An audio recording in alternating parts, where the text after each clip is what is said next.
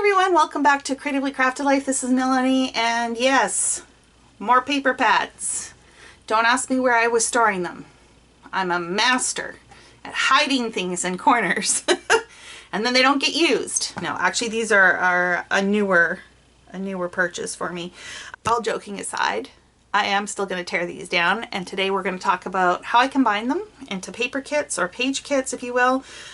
Basically, just to reiterate, I've talked about this before, but for me a page kit or a paper kit is a combination of about 3 to 4 coordinated cardstock that I would use for a layout or multiple layouts. Every now and then it's 2 pages, sometimes it's 5, just depends on what moves me when I'm putting these together.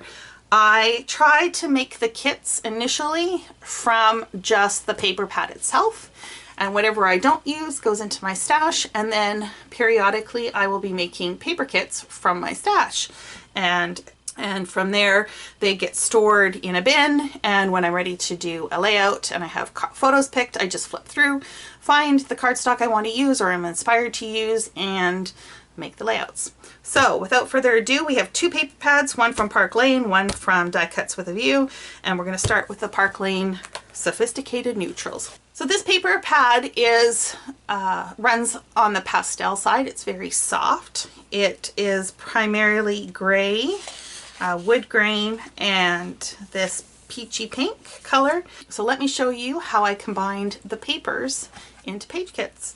So this first one here is layered, or strips if you will, and you can use these as individual layers, so you can trim these out into layered pieces, or you could just use this as a base page, thinking that all the layering has been done for you. Just add a photo, add a title, and you'd be done. This was my inspiration jumping off point. I threw in this circle and coral, and then I also threw in this wood grain background. I also, just to brighten it up a little bit, threw in this light paper with the diagonal stripes and has little peachy colored pink circles. I don't know if you could see that. So that is my first page kit. The second kit uses the same paper as a jumping off point, only this time I added this leafy floral, if you want to call it. There's no flowers, but like leafy branches. It has all the same colors in again, but this reads a lighter tone than this. And then I threw in this peachy coral geometric that reads as a solid. And then just for some contrast, I added this dark gray with the silver foil. For this one, I have the cut apart sheet, which is it's just kind of blah. I don't know, like this paper pad, like I love it, it's pretty in that sense, but it's kind of blah. I don't know how to describe it. I think it's just too much pastels. It needs a little more oomph. I wish they would have put more of the dark gray in. They put a little bit, and maybe some dark corals would have been nice. But then maybe that wouldn't be sophisticated anymore, in which case they'd have to rename it. And maybe I'm just not sophisticated. That's probably what it is. Anyways, I'm rambling. So I started with the cut apart. I threw in this chevron that has marbleized print, and then the silver foil, and then this word print of the coral, again that reads as a solid, and then this marble paper, and I'm pretty sure this will be the backdrop. And this will probably be some sort of layering piece for sure, because this is so over the top, layering piece, and then embellishment. More cut aparts, that same chevron piece, a different coral that reads as a solid, the wood grain makes that one matte finish out, and I really like the wood grain with this piece, and I really like the wood grain with the cut apart. I just think it makes it a little bit more interesting. Another cut apart combined with the coral dots. This time I added these arrows, and this reads as a white. And then I added, because this is very light for the most part, but it does have this dark gray in here, I added this piece here with the foiling. Now this is an interesting piece of paper.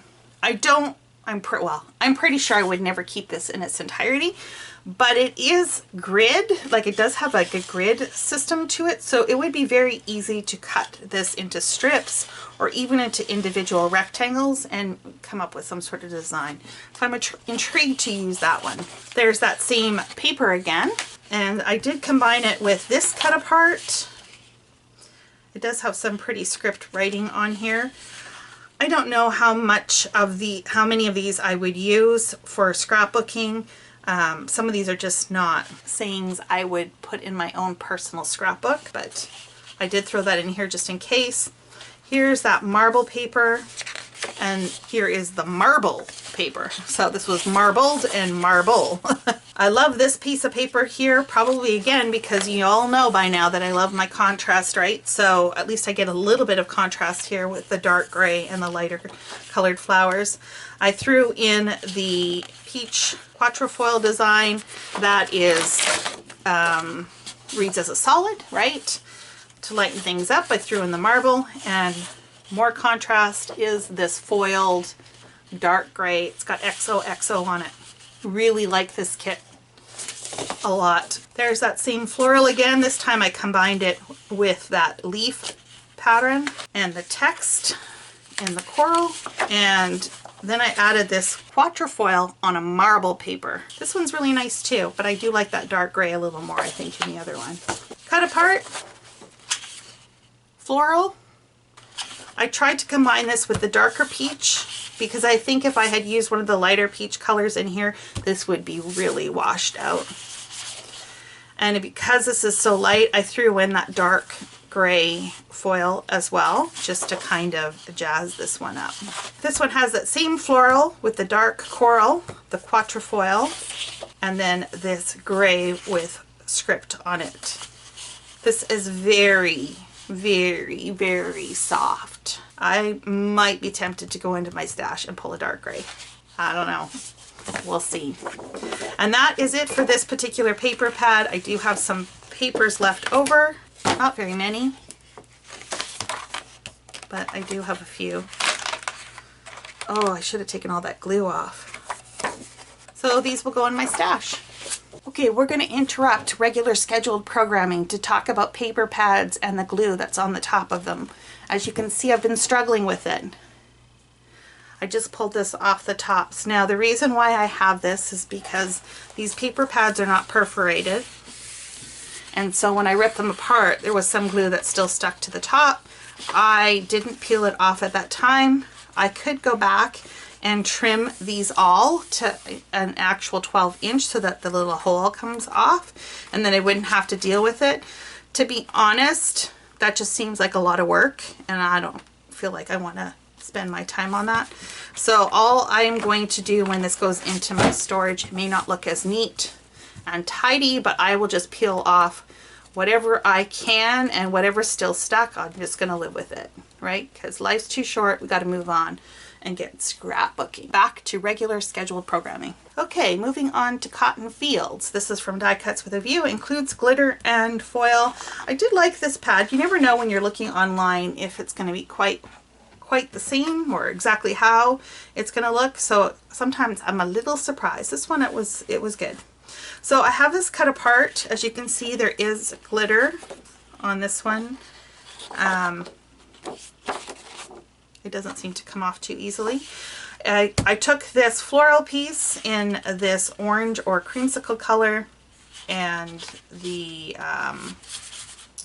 kind of sage green. This is a double-sided paper, so this side here has gold foil dots. I added this small green floral, or it's actually a white floral on green. It does have glitter. The back side is a leaf. And then I combined it with this black geometric, and this side has the bicycles. I am probably never going to use the bicycle side, so we're just going to use it for the black. And that is the first layout. Second layout is this floral that also has gold glitter on it. I combined it with this geometric orange color and then this black wood grain. And then to brighten it up a little bit, I threw in this leaf gold foil on white, and the back sides look like that. The cut-aparts in this collection are amazing. I really love these tags. I think they're great for card making as well as for scrapbooks. So I'm really pleased with this. The back side is a blue, which is actually very usable, but I'm probably going to use most of the tags. I combined that with this floral that has quite a bit of blue in it, which means, of course, I pulled a blue and I pulled another blue, because both blues are in here, plus the tags have both blues, so I thought that would work. Do we want to talk about the scale? No, we're not going to. Yes, we are. We always talk about scale. This I consider a medium size print. These are also, this is a medium size, and this could be small, but it kind of reads as a medium. They need to do more scale sizes, that's all I'm gonna say. To round out the collection, I threw in this black and I threw in this foil. This is a gold foil on cream, it looks like. So there are 5 papers here, plus the cut apart, so I can get at least a few layouts out of here and at least a few cards. We're seeing this one again, which I combined with the cut apart and the white wood grain. Now this is not the best wood grain I've ever seen in the world, but it's okay. We'll make it work. And then this black floral as well. So let's just rearrange this a little bit. There we go. Cut apart. Floral again. Only this time I combined it with the small green floral and a different blue and the same blue as the other kit, and a dark orange and a black. So I went to town on this one, and I did that mostly because of the cut apart. So I really can see me making quite a few cards out of this, which is why another floral with the dark orange, and I threw in the dark wood grain, the gold foil starbursts, if you will. This is a really pretty floral. Again, it's on that dark background. Combine that with the orange, and I threw in this citrus green for something a little bit different. Again, need something to brighten it up a little bit, so I threw in this off-white leaf. And that is it for this paper pad. And so I did still have a few pages left, not very many, wood grain and this black floral, and that's pretty much it. So these will go in my stash. And that is it for paper pads. So I'm curious to hear from you. Are you a paper pad buyer? And if you are, what do you look for?